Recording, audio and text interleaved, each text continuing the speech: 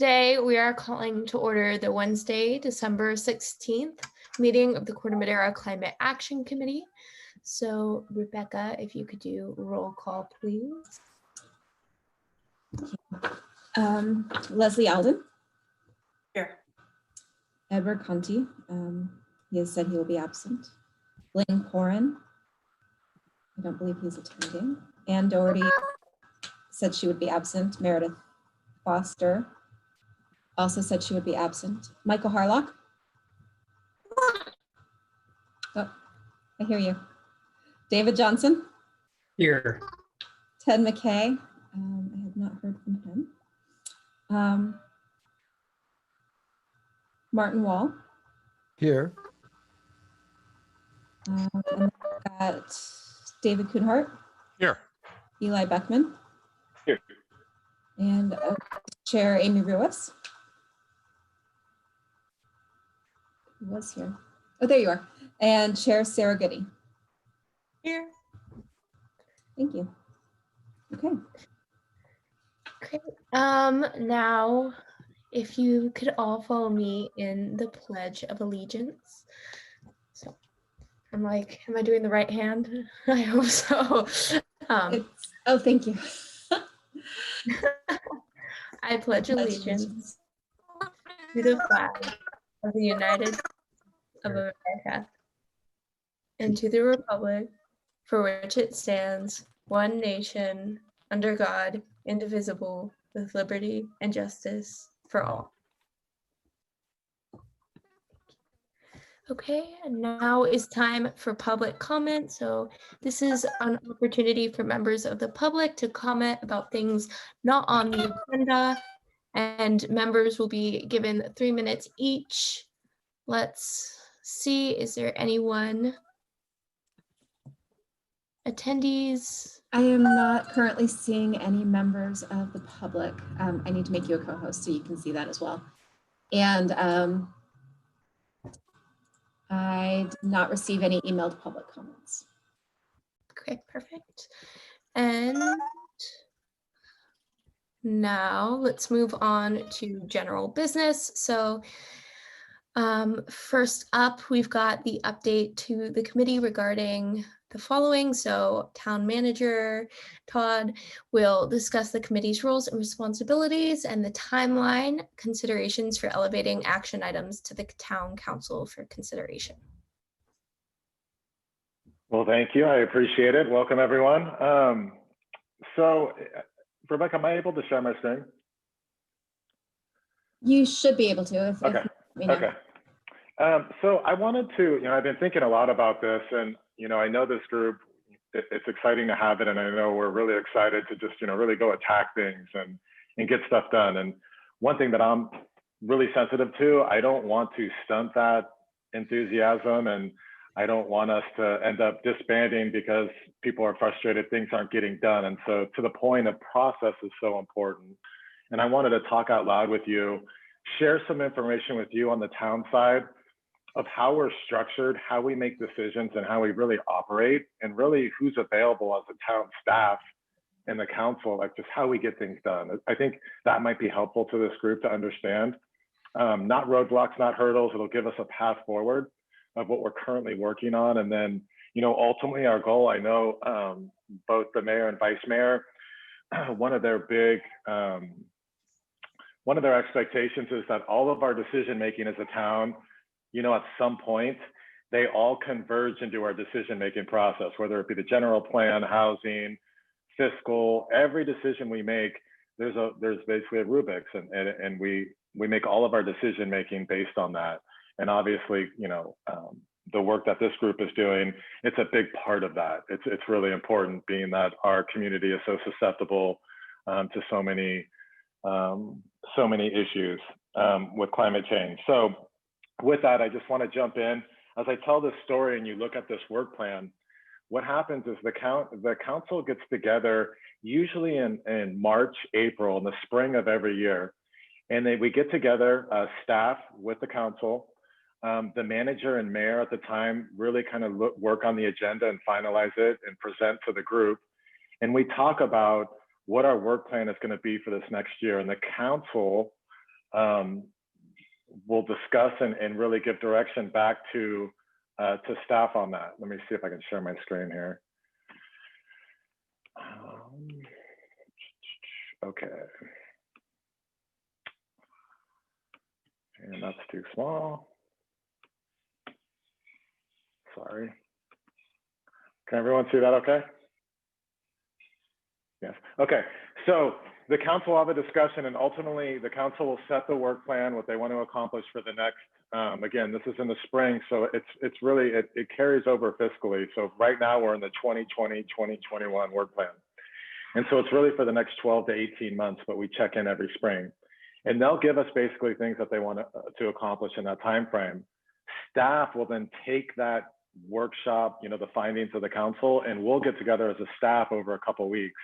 And then we'll basically overlay a work plan of what we think we can accomplish. We'll take that back to the council. The council will review it, and they'll either accept it, or they'll ask us to come back to them with additions or subtractions. But ultimately, the council approves this work plan. And it's important, I think, when we start talking about what we're going to do. That's not good. Let's see. So what the council did, I don't know why it's doing that. So the council did a couple of things. They basically broke down, it was really the best gift for staff. Instead of giving 60 things that we're going to accomplish, and then we come back and say, well, we accomplished half of them. What are we going to do now? They gave us 3 categories. Category 1, Category 2, and Category 3. Category 1 are the ones that I can't miss as a town manager. That's what gets me fired if I don't do this right. That's how they judge me. And it's fiscal sustainability. It's currently, you know, the COVID-19 recovery. I think that's self-explanatory. It's also, number 3 in Category 1 is climate hazards. I think that's where we start talking with this group, right? It's the adaptation plan. It's the green building ordinance, sea level rise, you know, the wildfire egress, and then really reducing the town's carbon footprint, disaster preparedness, communication, and disaster planning. Those are the 5 things in Category 1 that it doesn't matter what is happening in the air. It doesn't matter who asked me, I guess short of the mayor and vice mayor and council members, but if I have to do something, those top 5 issues are the ones that I'm going to spend all of my time. And if I have extra time, I'm going to start to focus on now Category 2. Category 2 is really important as well. It's traffic and infrastructure, it's land use, it's town operations and customer service. And so Category 1 and 2 is really where our staff spends a majority of our time. When you get into Category 3, those are really, it's quality of life issues. It's, you know, issues that come up. Home key is a good example, right? None of us expected home key to come our way when we did this work plan, but when it did, hey, you got to add it to your work plan, and you got to jump on it and handle it. And it's everything else that comes up. So just because it's in Category 3 doesn't mean it's not important. It's just, you know, it's not in the initial work plan, but as things come up, we absolutely, you know, all hands on deck, and we put our heads together and problem solve. When you look at the town, we're broken up into a few departments. And so you have the administrative wing, that's me, that's Rebecca, it's Lorena and Mike Moriarty. He's our code enforcement and communications manager. You have the public works team. So you have the engineering side, that's RJ Suko and his engineers. He has 4 to 5 key staff members underneath him. They're the ones that deliver our capital improvement projects. You have the planning department, planning and building, and that's Adam Wolf. He oversees that. And he has, you know, 5 to 6 people under him to really do the work on planning and building. You have the finance department, that's Daria. She oversees all fiscal operations, and she has 2 employees and 1 part-time employee under her. You have Ashley Howe in Parks and Rec, doing the good work over there. And then you also have our 2 chiefs for police and fire. Those are JPAs, but they're also overseen by me as 1/3 of the management committee overseeing both of those JPAs. So when you think about the workload of who actually really gets this done, works closely with the council, and delivers the product, you're talking about probably 7 to 10 people, 7 to 10 employees really doing the work in this area. And so keep that in mind. So what we did, So what we did then is we broke it down into the 3 categories. This is our work plan now. And I sent this to all of you. So hopefully you all can see this. But we broke it down into category 1. And so when I go through this list, this is kind of what I'm going to ask all of you, and it doesn't have to be tonight, but here's my thought. This list, anything that is near and dear to this committee's heart that you think is important, I think we should focus our work here to deliver this work plan over the next 12 months. Like, this is what we have to do this. I think we need some feedback. I think this is the perfect committee. And then coming out of that, when we approach the next spring work plan, I think that's where the rubber really meets the road, moving forward, of saying, okay, what should this committee look like, right? How should we operate moving forward and expand it? Should we merge into another committee, you know, with some of the climate adaptation work, and some of our delivery, you know, flood control, sea level rise, all that stuff? Should we start thinking about merging some of the committees or not? Maybe it doesn't make sense. In talking to staff and looking at this work plan, though, some things that jump out at me is the, let's see if I can find it here.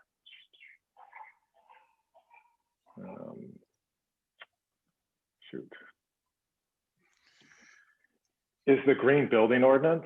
One of the green building ordinance is something that I know, especially with the REACH codes, there's been some discussion of members of this committee.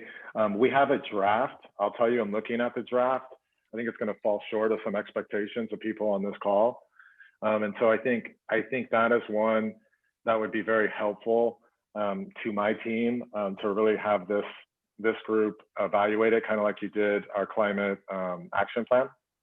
I think that would be a nice first step, and we could build a process in over the coming months with council of how we engage everybody. I'm assuming we're probably going to have one public meeting and then turn it over to the committee if you were interested in reviewing that.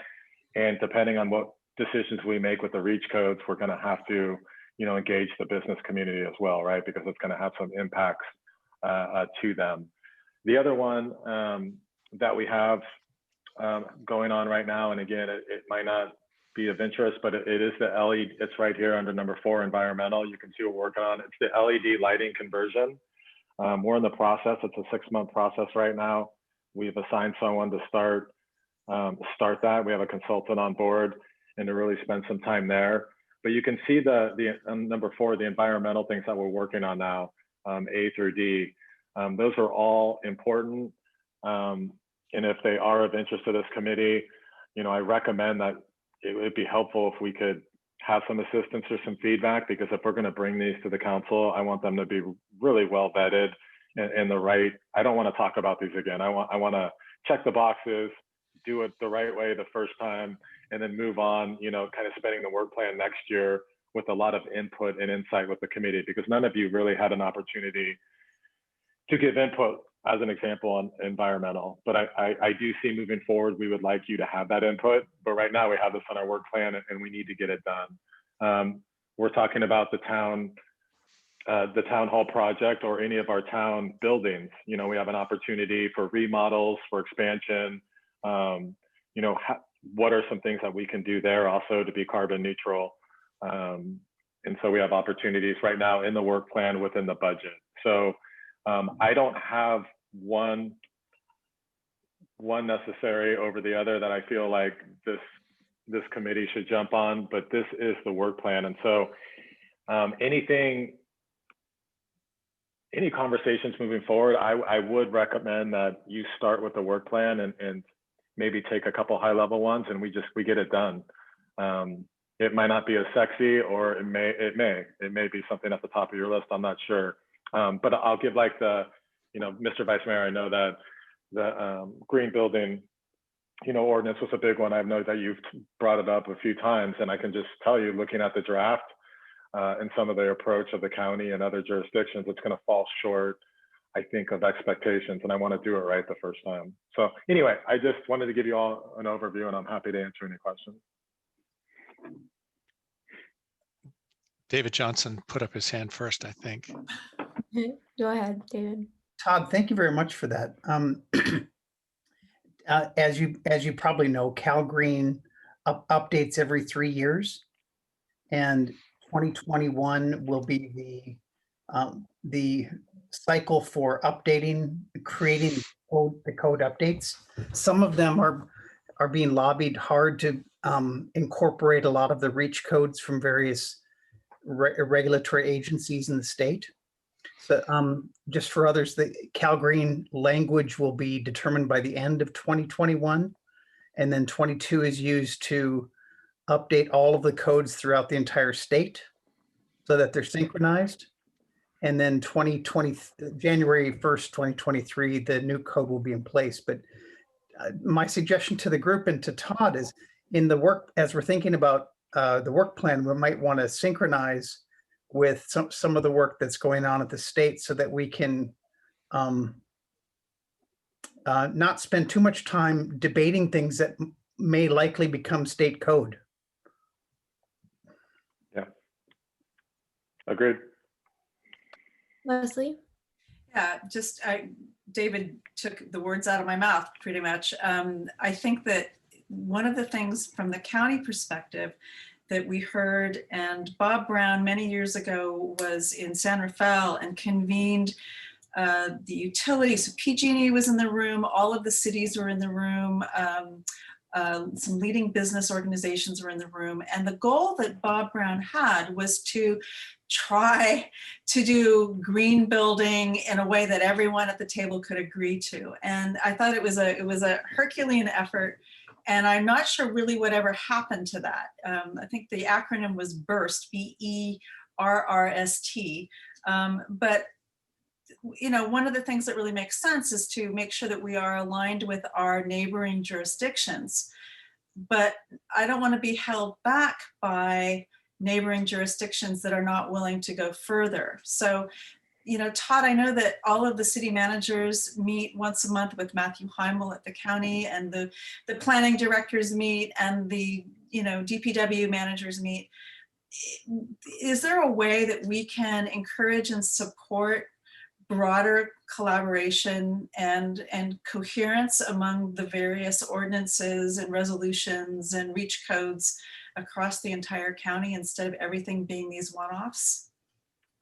Yeah, I know it's a good question. So Leslie, we do all meet. I think what's helpful for the conversation, if we have all the stakeholders on the right calls, you know, it's a weekly meeting now, about 3 hours a week. So we spend a lot of time talking about this. We do want consistency. That's what we're trying to do. It is helpful from my perspective to have like that cheat sheet, those bullet points of like what's important and what I should be pushing, you know, because I'm not educated on this stuff, you know, of helping me have that conversation. We do try to follow the county. That's always our goal. I think when you look, for instance, on our draft ordinance right now, it does mirror the county. We try to stay consistent with them and some in San Rafael and others. But in reading it, it seems like it falls short. And so that's the problem. There's also an inherent kind of distrust amongst some of the cities and towns. There is politics involved like anything else. And so for me, that's what's most helpful for me, just to educate me and give me that one sheet, bullet points, Todd, on this subject, you need to push it. Here's our window to have that discussion, and I'll do it. And I, you know, and do what I can do. So normally when you look at politics, if you can get someone from the Southern Marin, someone from the Central Marin Ross Valley area to attach to San Rafael or Novato, we can get it done with the county. And so, again, I just need to be educated. I've been part of these conversations before, but honestly, I was quiet a lot of times because I'm looking to Matthew and the county going, that sounds good to me. I want to follow you. But that might not always be the best, Right. to be honest. Really good point. And, you know, you're in learning, we're all always in learning mode. There's always more to learn and to, you know, drill down on. So I appreciate you've got a lot on your plate and it's all different stuff. So you're right. The county tends to be more conservative, even though the county's been, you know, seen as a leader. But given the budget issues, it's going to continue to be conservative. And so, but that said, all 5 supervisors are the bosses, just like our 5 council members are the bosses of you. And so if the cities start to push, and the electeds in each of the districts start to push the supervisors, that actually opens up more dialogue to push a little bit more and be a little bit more visionary and assertive. So we'll do what we can to help. It's a good point. So to that point, I think though, you will never, ever have something start with the managers and the county administrator, because it all starts and ends, especially right now fiscally. And I don't know necessarily speak for myself, but I do speak for my cohorts a lot, but they will not be the visionaries on anything that has fiscal. They will not put themselves out there. It just won't happen. So it's an interesting, and not everyone has a relationship that I do with my council. It's one that I admit what I know and what I don't know, and I'm comfortable with it. So with my council members, the mayor and vice mayor is a great example. We'll put our heads together and go, what's the issue? How are we going to do it? And then we go hit it at all levels. So they will go to the board of supervisors, and I will go to my cohorts with the managers, and we'll hit it from both sides, and then bring in Adam and planning if necessary, then to be our expert of how we get there. So that's how we get stuff done for Corte Madera. And so again, it starts with this group of the expertise of, look, we all agree at all levels of our town, this is what I think we should do. It's a big push. How do we do it? And then we go attack it. That's the way I would like to spend my time. Yeah. That is the effective strategy. That obviously, no one is going to go out there on their own and tilt at windmills, and you shouldn't be walking into the buzzsaw. So, but I'm thrilled that we have you and that we have our council, because I think we really can shift into more of a leadership role. And you're right, it's like once you decide what you need to do or want to do, then it's a question of figuring out how. And that's the challenge. It's easy to say no, it's too expensive, it's too this, it's too that, but sometimes you can get creative and you can figure out things that you didn't think you could. So I totally get what you're saying, totally support that. Vice Mayor Kuhnhart. Just a couple of things, and I want to hear from Amy, who's been putting up her hand patiently. First of all, Todd, did everybody hear that the council adopted the climate action plan unanimously last evening? Everybody hear that? I hope so. Yes, we did. And thank each of you who pitched in. And I think it's really quite good. And it's worth taking another look at, even though you may have looked at it already, particularly the last couple of pages of actions. And we're already ahead of some of those actions. But first of all, what I'm hearing, Todd, is you sort of started by saying there's a finite number of staff, and there are several who are oriented to the things that we do, but there is a finite work plan, and there's a little bit of a zero-sum game going on. And so as we annually re-up the work plan, as a committee of advocates, we should think, maybe that I should express this as a question, shouldn't we be thinking of slotting things in and replacing things, or as things are finished, then putting something new in there, we can't just expect to say, let's fill up 3 more pages of things in the work plan, because you've got a pretty tight team. Is it fair to summarize that way? Yes. Okay. And what I would say is something else I've asked my staff to do is to actually put, for each of these items in the work plan, and so some have to do with the committee and a lot don't, but to actually put down hours, assignments, how long is it going to take to do. So when you do something, you can actually map out the 2,040 hours that we're going to spend this year, and it's probably closer to 2,500 hours to each department. But then you go, okay, this came up, this is important, and it's for the mayor and vice mayor. We're like, look, we don't have to wait until April to talk about this. We have to take something off the work plan though. How long, and we can talk hours of like, how do we actually push something back, change something out, because you can't add anymore. There's no bandwidth. So Okay. That's why I shared that. Yeah. Okay. Well, we can definitely, I think, as we already have in the energy area, mull over and debate and arrive at what would appear to be the logical priorities based on their impact on greenhouse gases. And so we would have an opinion about, I don't know, taking off recycling containers and putting on eliminate gas for new homes. So there are, I think we could probably help with that and pitch our advice in.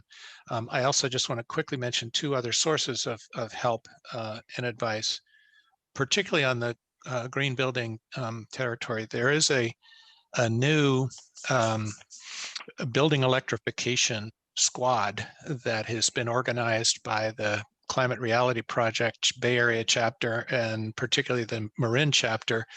And there's some excellent architectural engineering building official advice coming from Sonoma and Marin into that effort. And they're beginning to publish things and strengthen their own positions, and also make ready to go into any jurisdiction that puts up its hands and says, hey, we're hearing this issue on green building code advance next Tuesday, help us out. And so they are a brain trust, if you will, of some talented people, including a couple who helped Mill Valley advance their building, their green building code, who are leading that. And Leslie's dialed into that effort. So there's one sort of source of outside help that our committee can lean on that's actively working these days, right now. It just appeared in Santa Rosa last week, and then they're going to Healdsburg and other places. Anyway,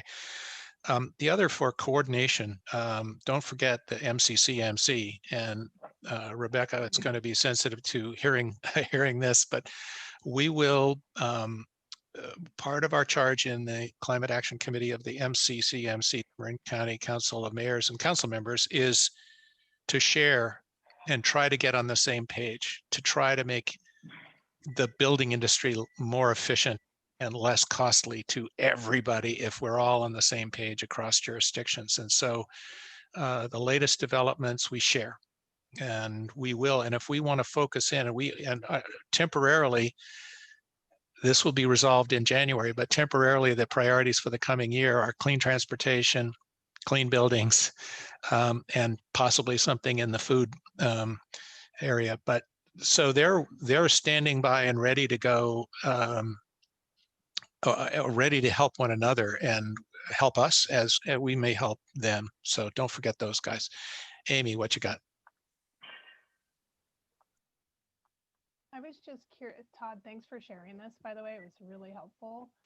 In terms of just the timing of the work plan, you said it happens every spring. So is the new work plan for the following year coming up after the new year? I'm asking in terms of how we influence what pieces are on there. Sorry, you're on mute. Can I say something really smart too?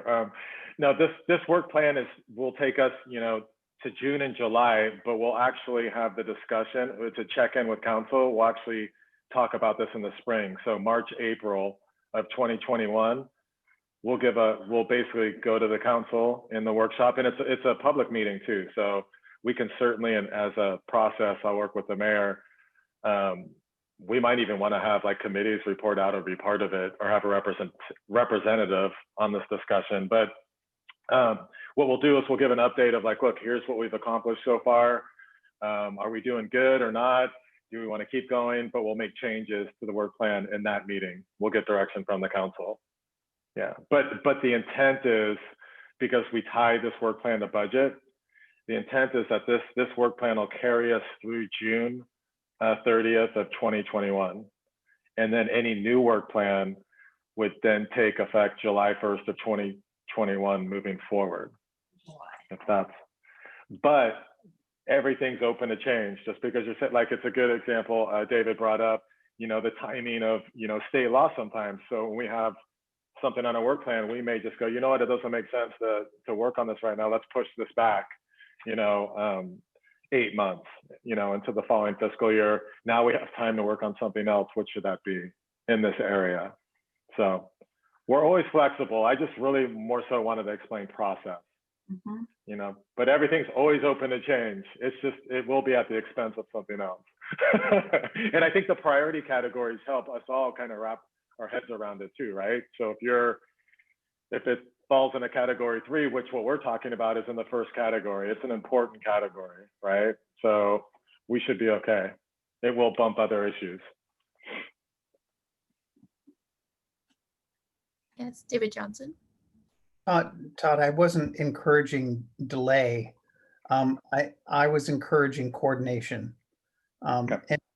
And coordination may even lead towards advocacy or expression of encouragement. So I'm not one for delay. Sorry. Sorry, and I had one other question, but it's in the weeds a bit. Rebecca, if you want to jump in on, was it something? No, I just wanted to add some more insight that maybe I might not explain totally correctly, but after speaking with our department heads about some of the items this committee wished to work on as a way to not impact staff time as drastically, one area they felt the committee could be useful is to host public forums and community workshops and things like that, because with actions such as banning gas appliances in new home builds, things like that would have to be, outreach would have to be done with the builders groups and the real estate groups and the business community and the homeowners, and all of these public workshops would have to be workshopped publicly first before being brought to council for final consideration. So that's something that typically the public works director would hire a consultant to research and provide insight and write the ordinances, and then take those ordinances to workshop, or other way around, have public workshops first to warm the community up to the idea and get input. So with things like that, the larger, more long-term goals, this committee could be helpful in advocating and workshopping these ideas for the public.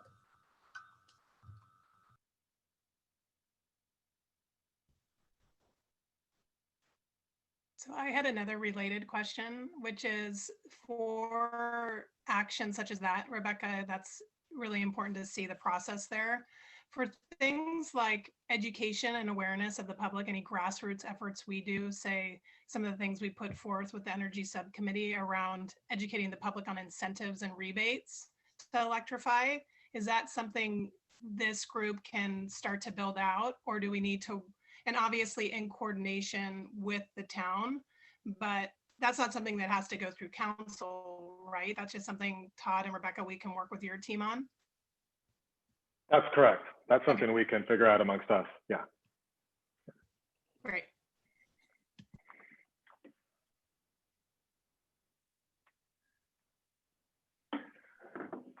So that's all. I mean, I just wanted to explain that part. We really haven't had this discussion. It is a moving target. If there's a way to streamline it, I'm always open to, making process better in the future. But I just wanted to share that process with you all. And I definitely didn't want you to get, I'm not saying you're frustrated, but I think it's helpful to understand. And then what I'll do is I'll work, once we get some good direction from the committee, and then I'll work through the mayor or vice mayor on, hey, this is important. We need to really step this up right now. And then I'll coordinate with staff on whatever that issue may be moving forward, just for process. So that's all I have. Thank you.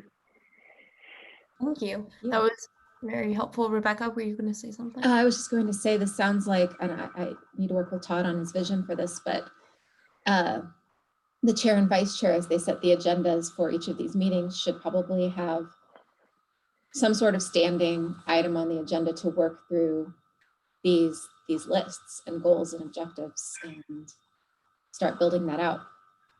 Yeah. Sort of how you're doing with the subcommittee, but make it a more checklist oriented. Yeah, that would make a lot of sense. All right, then I think we will move on to our next agenda item, which is Brown Act considerations. And then we can see after that what our timing is looking like and how we want to continue. Yes, thank you. This is very exciting stuff that I'll be very high level on just because I've received questions over the last couple of months. And I did send you the League of California Cities publication, which is a lengthy summary on the finer points of the Brown Act. But we will, our council members and our department heads and our planning commissioners are due for their Brown Act, their biannual Brown Act training in the springs. And I always invite all of our boards and commission members to that training as well, even though you're not required to take it. It's good training to have under your belts because our board and commission members often move up the ranks to more higher level boards and commissions and possibly eventually the council. So these are all just building blocks toward your understanding of the public process.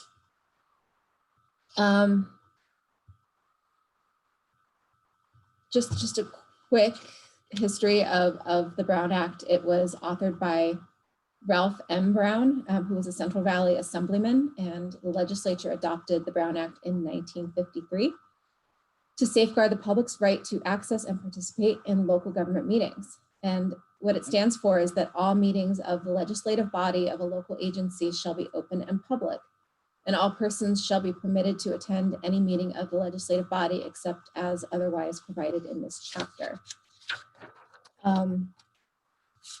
Had a good description of the legislative body.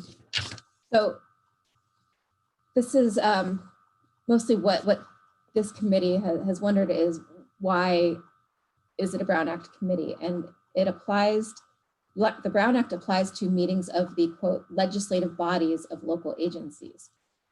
And that consists of the governing bodies and subsidiary bodies. And a subsidiary body is any board, commission, committee, or other body of a local agency created by charter, ordinance, resolution, or formal action of a legislative body itself.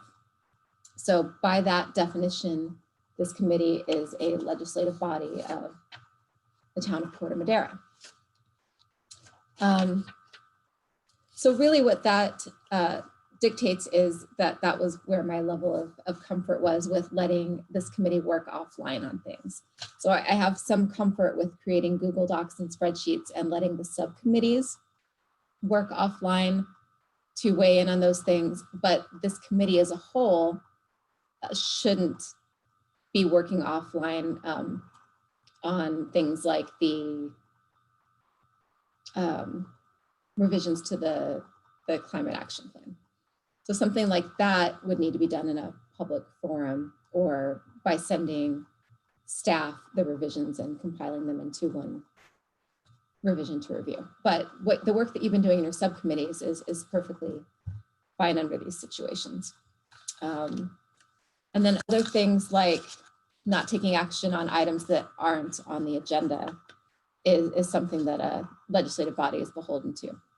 And there are guidelines about how to word those agenda titles to give the public enough information to know whether or not they wanted to attend this meeting to weigh in on that item. So that's why our agenda titles are sometimes wordy. They provide enough information for the public to know whether or not they want to participate in the process. So I really think that those are the issues that this committee would need to be aware of the most. But I did want you to just have a little bit of background and history on what the Brown Act is, why it exists, and how this committee is beholden to the act in general. And I would definitely invite you all to attend when we have the training in the spring. Or if you're reading through this and you have any questions, feel free to ask. But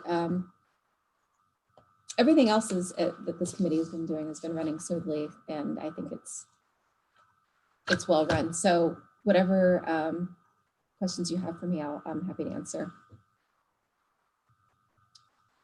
It was a bit glossing over, or maybe if the council members on the call have any input to add on their experiences operating under the Brown Act, Oh, serial communications. I forgot to mention serial communications. That was one of the reasons why working offline on drafts of documents isn't allowed under the Brown Act, because it creates a serial communication situation where a council member or committee members talk to each other, and committee member A may talk to committee member B and said, I think this, what do you think? Oh, by the way, I talked to committee members X, Y, and Z, and they also think this as well. So we just avoid the serial communications process, because that becomes a meeting situation. Does that make sense at all? Serial, Oh, sorry, go ahead. serial communications that lead to an action or a decision or a resolution of the Outside whole. of the public process. The fundamentals are, we're a public body.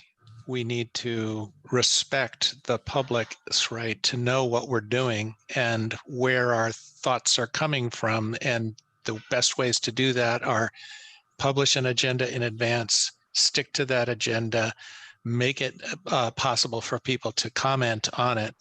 And otherwise, don't try to do any backroom, smoke-filled room deals to get something accomplished. But sharing information and sharing latest documents and so forth, absolutely necessary and desirable. I think I personally feel that there's a little bit of a looseness or a ragged edge of this, because this committee per se can't create an ordinance. We can ask town council to create an ordinance, but we can't actually do that, right? And so I don't foresee that Sarah's going to get into terrible trouble if we suddenly make a recommendation that doesn't seem to have gone through a pure, broad public attention process. Just because it's going to be vetted by the council, which is very carefully controlled, and to my personal way of thinking, very frustratingly tightly controlled, because I can't just say, hey, Bob and Eli, what do you think about this? Except in an agenda in a public meeting. That's the only time. And that's just, to me, it's not the way I did business and when I was doing business. So anyway, I hope that's slightly. Leslie. We just lost you. Yeah, I want to reiterate or support what you just said, David.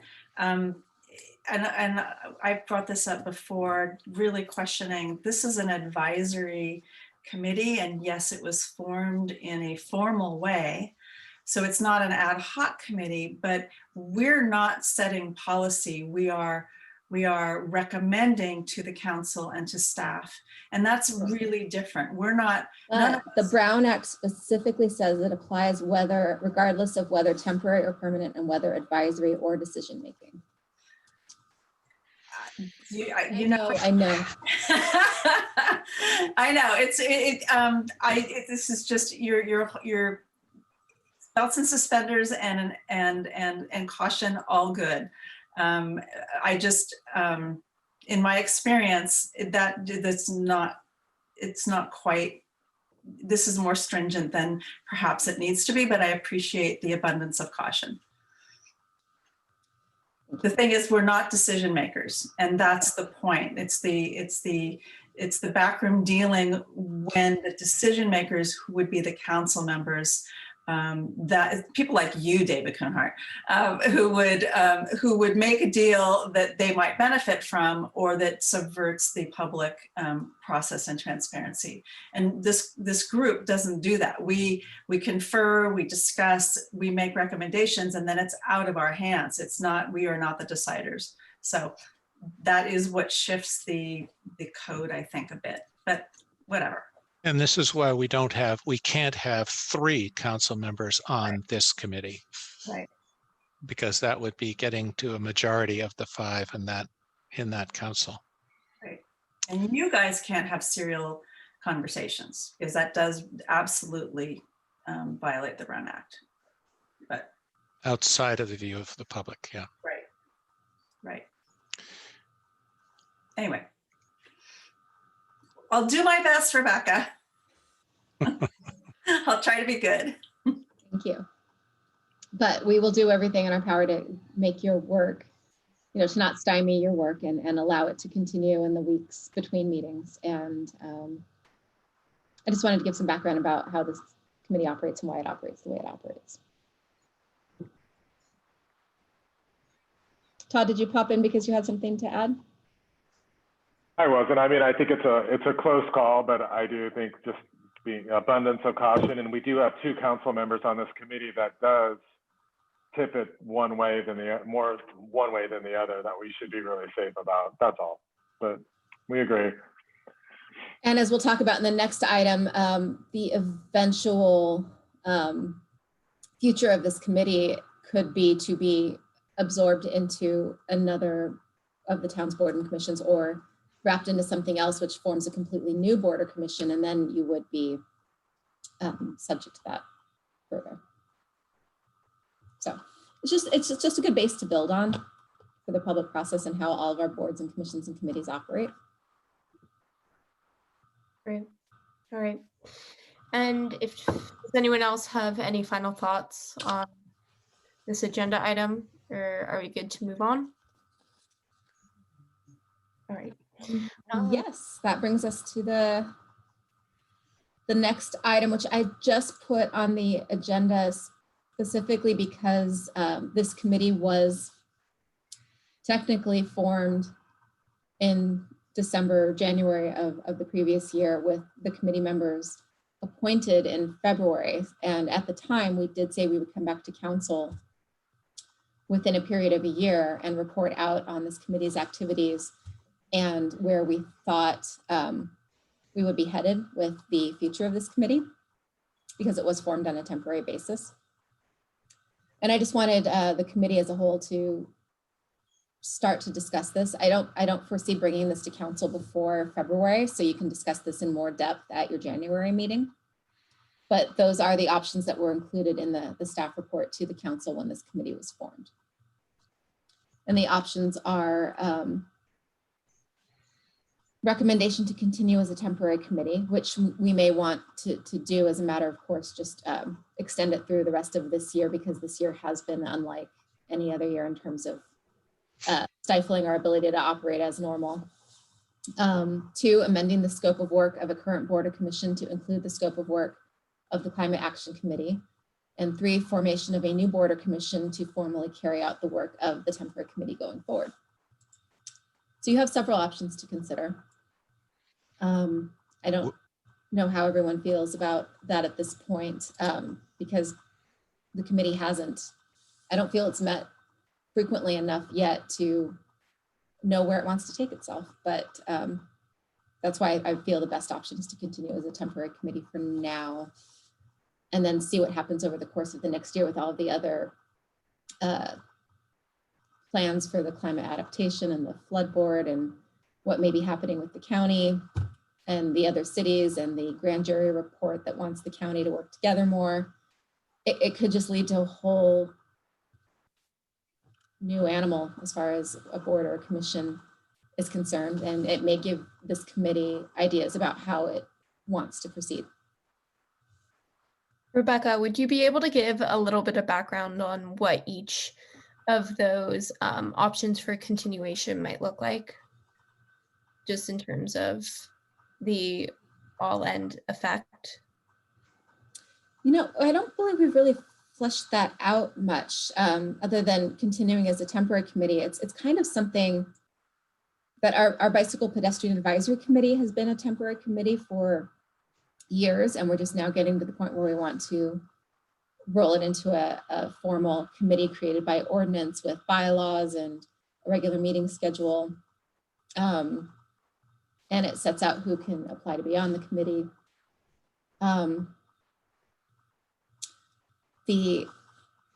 So there's no drawback to continuing as a temporary committee right now while you're still finding your voice and your goals and your objectives and fine tuning all of that. As far as amending the scope of work of a current board or commission to include the work of this committee, that was something we did with the Bicycle Pedestrian Advisory Committee, was that the Accessibility Advisory Committee had sort of reached the end of its formal function, but still had a lot of work to do as far as advising on town projects. So it made sense to roll that committee into the Bicycle Pedestrian Advisory Committee so it could advise on accessibility issues related to those town improvements that that body was vetting. We were thinking that it might be possible to reimagine the Flood Control Board, because a lot of the work of the Flood Control Board has been climate adaptation in terms of infrastructure around town to prevent flooding on the Bayside. But maybe there's another way to reimagine that committee where it pertained to all climate adaptation issues. But again, that hasn't been fleshed out on any level. It was just something that we were thinking of as a way to avoid creating yet another body that met and weighed in on things separately, which takes staff time, and it may make sense to involve staff on a smaller scale. Mayor Beckman.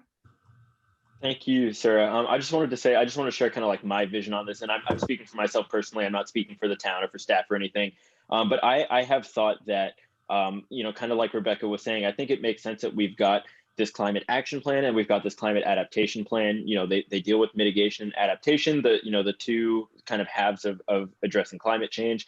I think it probably makes sense going forward to have two permanent standing committees, one dedicated to mitigation guided by the climate action plan and one dedicated to adaptation guided by the climate adaptation plan. I think that's probably a logical way to go. I think obviously there's going to be some overlap in their work, and I think they may want to do 1 or 2 joint meetings a year or something like that. But I think that may be the best way to just really kind of lay out a streamlined approach. With regards to the immediate future for this committee, I think we've made really good progress over the last just 3 meetings in terms of kind of finding our stride, figuring out how we work, that sort of thing. I think it's probably going to be another 4 or 5 meetings until we really have our groove down. And that's totally fine. But so, I think what I would probably advocate for is maybe continuing as a temporary committee for the time being, and then maybe in like 6 months or so, we'll see how we're feeling as we progress. But maybe at that point we reevaluate whether it makes sense to try and reorganize sort of the committee situation in Corte Madera as it relates to mitigation and adaptation. So that's just my thoughts. Thank you. David Johnson. One question and then a thought. Is the flood board a board? And so my thought was one of the messages that came out of the climate adaptation plan was the need for coordinated efforts among neighboring agencies. And David Kuhnhart stimulated some thinking in my mind about, and actually Todd did too, about how we can be more efficient if we coordinate with other regulatory agencies in the region, at the county level, and other cities. I'd like to ask that somebody bring back to us, or that we research what the organizational structure is of the county, so that we could be most effective in coordinating and collaborating with other similar entities. So we aren't, if, for example, I think if we created a combined climate action adaptation flood board, and we're trying to coordinate with the county, and their structure is so different, there's so much that's lost in translation. So I'm just thinking that the more we can coordinate, the more we can be self-similar, we'll have a better opportunity to collaborate more deeply. And this might work itself out in the next couple of months because of the Marin County Grand Jury's report, Climate Change, How Will Marin Adapt? The response to which the town discussed at its December 1st meeting and adopted the response. And the county wants cohesion and collaboration. So as each city and agency responds to this grand jury report, it will come to light how we can all work together on this. But I don't think any of those answers are readily available at the moment. Go, David. I was just going to back that up. David Johnson, you've once again, I think, stated a really visionary, appropriate thing for us to be concerned about. And the state of play is very much in flux as a result of the civil grand jury's report that on September 11th said, hey, you guys, you all are talking a good talk, but you're not walking together. And, you know, Corte Madera may be doing a lot with its adaptation plan, but Larkspur's not. And their recommendation was that adaptation side step up and get really organized, starting with county and then creating, in fact, a whole new flood board hierarchy and a adaptation hierarchy. The core message from a group of us, including Leslie and myself, the Marin Climate Action Network recommendation back to the civil grand jury and to the county is we haven't taken care of mitigation yet. Yeah, we talk about it a lot, but we haven't taken care of it. And we know we still need to take bold action there. Fortunately, Drawdown Marin, which is all about mitigation, drawing down GHGs, just finished its strategic plan for the next couple of years. And it has just pushed in its recommendations last Tuesday. Was it just a week ago? Or was it just yesterday? No, it was a week ago, Tuesday, on the 8th, when the county sort of took that in and said, okay, we have to update our county climate action plan, which is all the unincorporated areas, but then we have to also pull in this new beast of Drawdown Marin. So there is definitely a major evolution in the way the entire county and all of our jurisdictions are going to work together. And having seen a few of the individual cities and towns' responses, they range from, we're all there, this is right, we should definitely be collaborating, it is definitely the thing we should be doing, to, oh, we're doing everything just fine, thank you, we don't need to do anything unless you tell us to. And then we will, and we'll collaborate if you tell us to. And I think there's probably, I would guess, Todd, maybe you can tell us that there's probably quite a bit of head scratching going on amongst all of the respective town managers and DPW directors over, all right, what are we going to do now?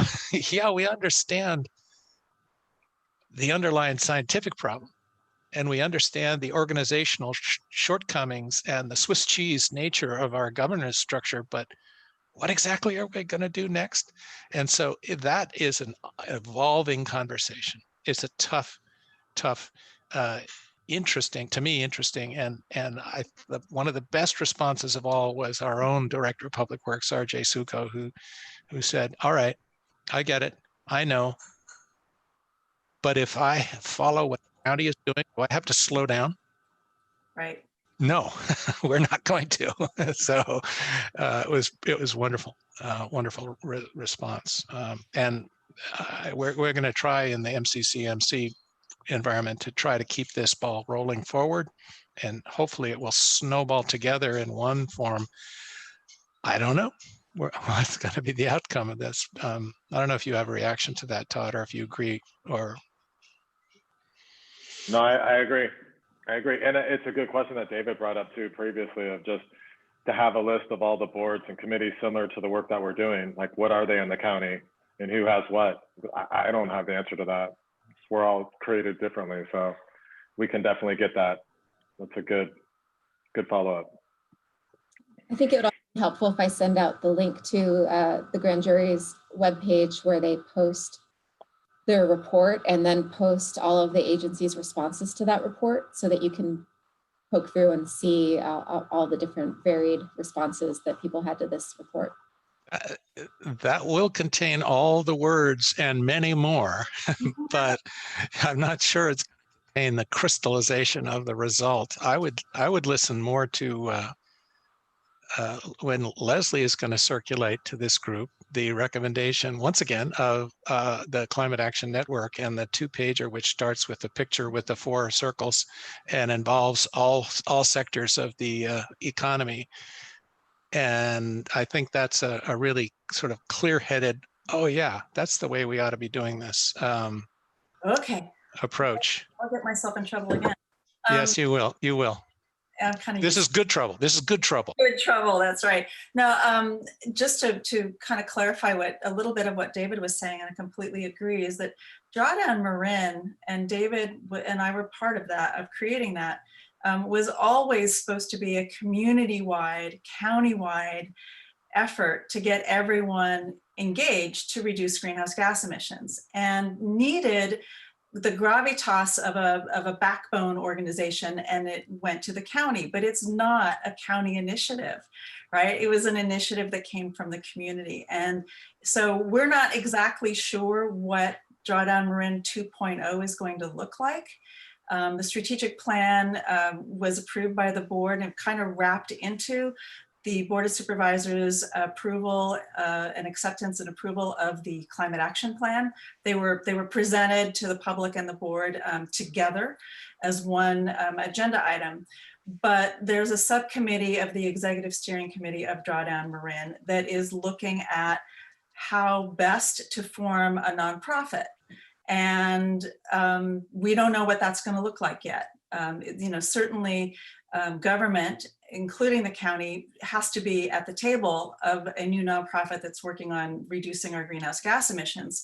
But it should not be, at least in my mind, it should not be a government initiative. It's got to be everybody in the pool initiative. So we'll see what happens with that, but hopefully it will happen sooner rather than later, because as we all know, 2021, that leaves us 9 years until in this decade, and 2021 is also the next COP meeting, with like the Paris Agreement on climate. So that's coming up in the fall. In Scotland. Yeah, in Edinburgh. Or no, Glasgow. Glasgow. Yeah, Glasgow. So actually I might go to that. I might.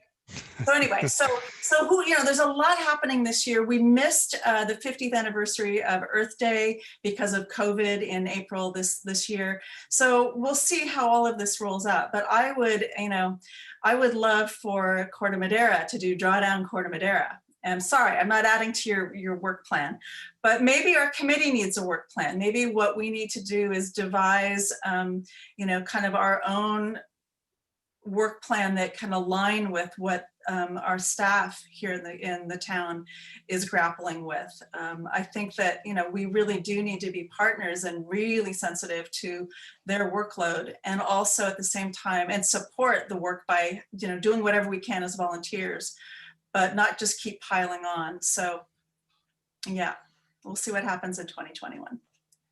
I don't know why I have so much to say today, but in speaking of anniversaries, this last Saturday was the exact 5th anniversary of the signing of the Paris Accords, COP, whatever that was, 15. And to celebrate that, Sarah Goody signed in, we're still in, and Mayor Beckman signed, we are still in, on our behalf. So we are part of that particular celebration train. But for my 2 cents of who's doing really good work in the whole area and who has similar organizations to ours, the most elaborate is in San Rafael. The most similar and very vigorous is in the town of San Anselmo. And there are 2 members at least of the council there who are real heroes. And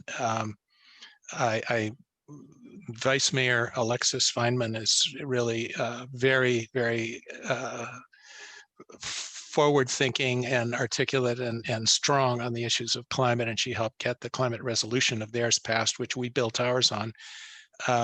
And Alexis is, I think, going to have an additional strong role in the MCCMC Climate Action Committee coming up soon.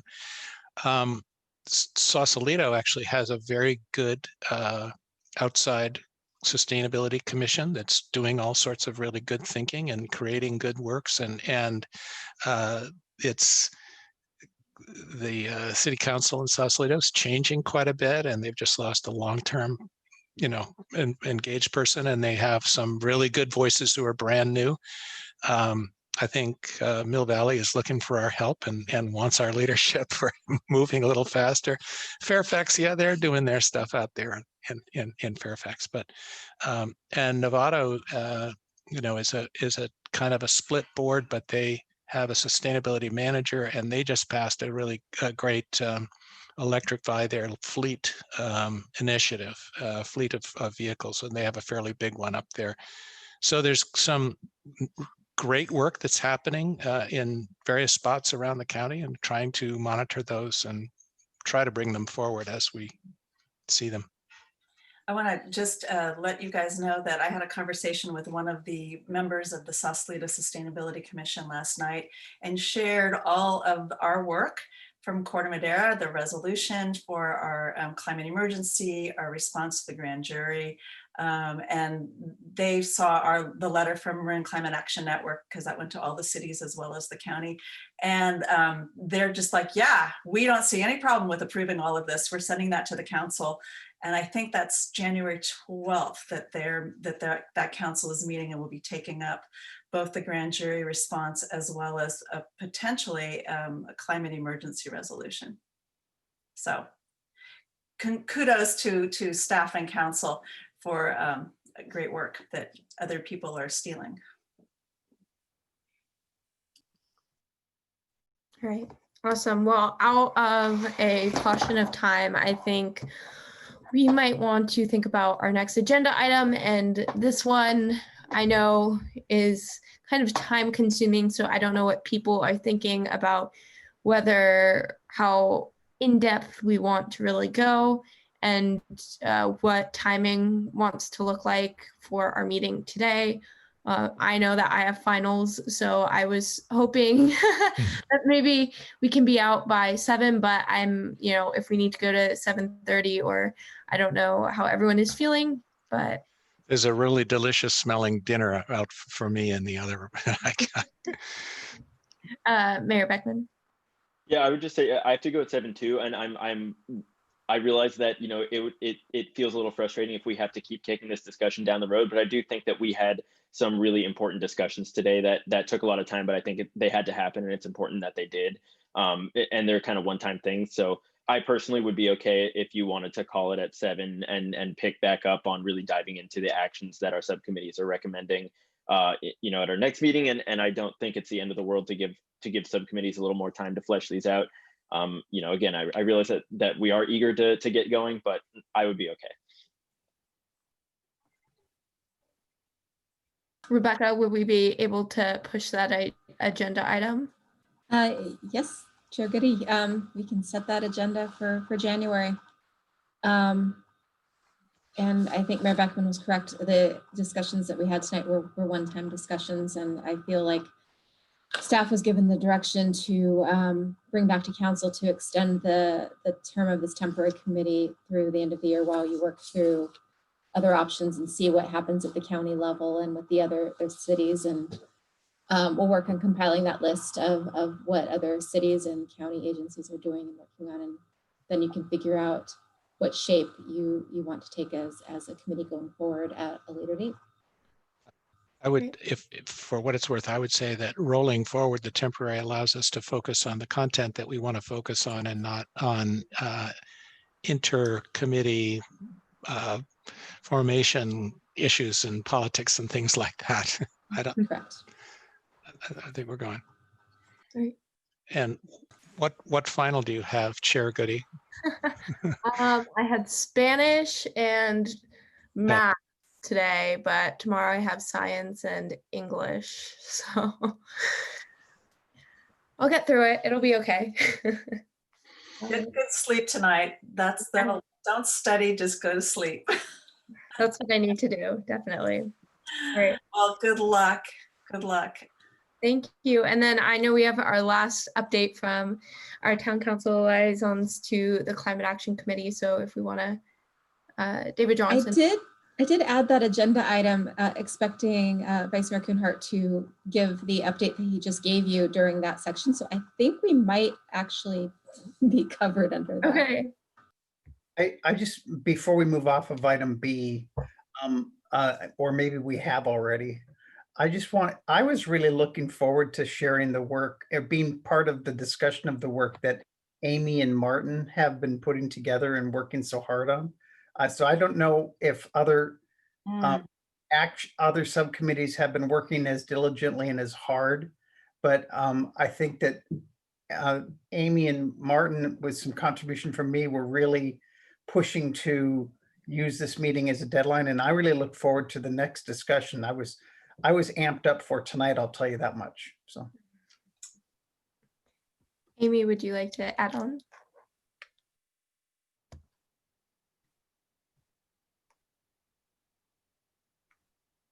I don't think we can hear you. Can you hear me now? Yes. Nothing to add on, just smiling. But I think the point is in the some of the work we've been doing, we've been outlining the activation of getting these actions rolling. And so once we figure out what each subcommittee is focused on, then we can coordinate those actions and move them forward all together. So that would be the idea if we start there in January. Leslie? Can we see a draft of where things are to mull over the holidays, assuming I can I redecorate? was thinking about the Brown Act, and I was wondering if the discussion of the Brown Act makes it difficult to circulate things like this, but I'll leave that to others. That's on our agenda tonight. It's I a think- draft. Yes, it's an agenda item. But if you wanted to share your screen quickly and show us what you're working on, it's then a public document. Sure. I don't have it open on here. Let's see if I can do that. And then I don't know how publicly you wanted to share this, but we could also have a link on the committee's webpage. I keep a Google Doc on the town council webpage where we have a very loose running list of upcoming agenda items that are subject to changes, just so people can get an idea of what is on the docket for the next couple of months. If you're willing to keep this as a public document on the website in some form, we can tweak it so that it's something you want to share publicly, but it can live on your webpage. I can see David's hand going up. I actually sent it to the subcommittee, the energy subcommittee, to review and to refine. So I think once we get there, and folks, I sent it before the meeting, so people probably haven't had a chance to review it. Once we review it and we have our comments and we all feel really good about it, I'm totally fine putting it out as long as everybody else is. Give us a deadline. Give you a Tomorrow. deadline. Tomorrow, Friday. I'm gonna. I will give you a deadline. I did not include it in the email, but I will go back and give you a deadline. I think for us, it's got to be mid-January, a couple weeks before we hit our next meeting. And that way there'll be enough time to circulate and let you see it, Rebecca, and everybody, the rest of the committee. We need speed and veracity, conviction, and action here. It's time to go.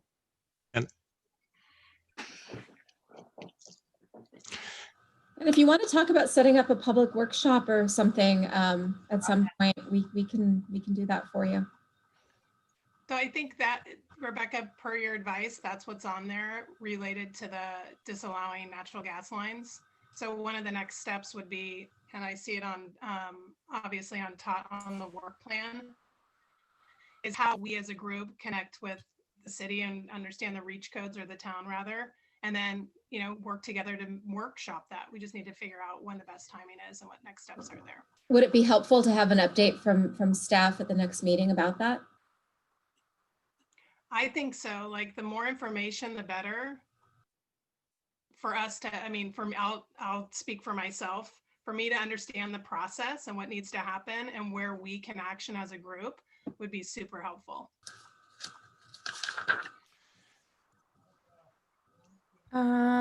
Mayor Beckman and then Vice Mayor Kuhnhart. Thanks, Sarah. I just wanted to also propose one other discussion that we might have in the future. I don't know, maybe our next meeting or the one after. we may want to talk about looking at the attendance of these committee meetings and maybe getting a little attrition here to shrink down the roster of folks on here. I think we've got a good number of folks that I don't know if they've been able to make any meetings since maybe our very first one. And it would certainly help us in terms of getting a quorum and would make this core group getting us together and getting action done a little less tenuous, because we would have less of a risk of trying to have a meeting and then having to cancel or reschedule like we've had in the past. So that was just something that I wanted to throw out there. So you're thinking of polling all of the original members just to see if they want to continue being engaged, or maybe we just say, hey, look, we noticed that you haven't been able to make our meetings. We get that you're busy. Just let us know if it's not a good time for you to be on this committee right now. And I'm sure, I'd imagine we'll probably get a decent amount of people taking us up on that. Eli, I think sharing the reason why we're asking the question, because we need to, and the reason is we need to maintain a quorum to be able to meet, and we can't have stragglers. Right. Definitely. I think sharing that would be transparent, to be helpful. Agree. Is that something we can do? We need to wait till our next meeting to do? Not necessarily. Vice Mayor Kennard, do you want to go first? It would be a good year-end thing to do. Wrap up this year that we just want to dump off the cliff. Oh, Michael, you're sounding like Alvin the Chipmunk. I was gonna say that.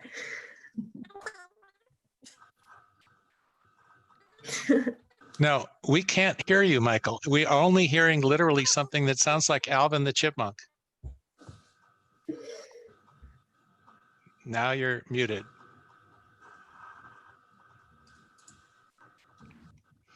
I do have the question and answer function activated on this meeting, so maybe he can type in what he was trying to say.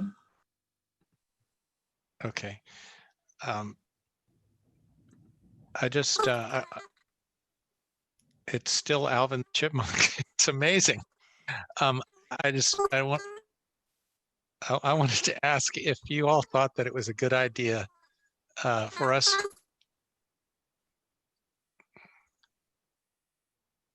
Michael, can you type it in? I think we're hearing Alvin Chipmunk feedback sounds.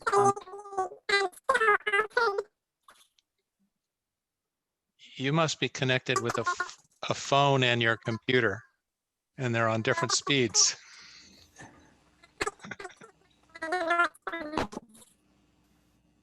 Wow. Weird. Is anybody a lip reader? I have two things. One is that do y'all think that it might be a good idea in sort of restarting the transportation committee to invite in an outside group that is doing extraordinary work in cleanup transportation, that is representatives of the Drive Clean Bay Area. They, among other things, they have about 200 people who've signed. 200 people who've signed. Can we mute Michael? They have about 200 people who have signed up for discounts on leasing or buying electric vehicles or hybrids just in the last month, and they just extended that. They extended that for the next couple of days, and they have the Mach-E and some other exciting new cars, as well as some traditional ones that you might be expecting. But they also have some other things underway. Do you think that it would be good to invite them in for a portion of our next meeting so as to sort of re-stimulate the Transportation Committee? Or do we want to keep it just an activity of the Transportation Committee as a whole? I think I would love to hear from them, but I also would love to hear if the Transportation Subcommittee has come up with anything, maybe prior. Right. And it hasn't yet. Oh, okay. Thing two is really fits into item C. I brought to this attention to this group the carbon fee and dividend concept in the last meeting, and at that time was going to go before the MCE Clean Energy Board and ask them to pass a resolution. Well, they had an even better idea. I want you to know that the staff of MCE Clean Energy jumped all over it, totally digested everything that I offered, plus all the links to other outside sources of information, interpreted it, put it into a much crisper, complete letter that was put together and signed by the chair of the MCE board to go to the 5 members of Congress and 2 senators that represent the MCE territory, saying, Congress, take up a carbon tax in the 117th Congress and see if you can get something very similar to the revenue neutral carbon fee and dividend program that has already been worked on by others for the last few years and is supported by 24 members of the Congressional Black Caucus and 12 members of the Hispanic Caucus and more. They did it with enthusiasm and no objection. So it's pretty cool. That's amazing.